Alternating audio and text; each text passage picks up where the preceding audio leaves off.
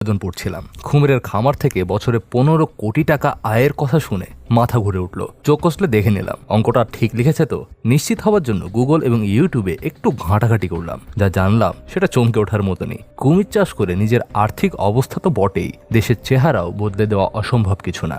তখনই মাথায় এলো আমাদের যারা দর্শক তাদের সঙ্গেও এই অভিজ্ঞতাটা শেয়ার করা যাক। প্রিয় দর্শক, বুঝতে পারছেন আমাদের আজকের পর্বটা কুমির চাষ নিয়ে। যারা নতুন ব্যবসা করার কথা ভাবছেন তারা একটু নড়ে চড়ে বসতে পারেন, আর যারা কখনো ব্যবসা করবেন বা উদ্যোক্তা হবেন বলে ঠিক করে রেখেছেন তারাও এই ভিডিওটি মিস দিবেন না। কুমিরের নাম শুনলে ভয়ে অনেকেরই গা শিউরে ওঠে। এই বুঝি ধরে ফেললো, কামড়ে হাত পা কেটে নিল।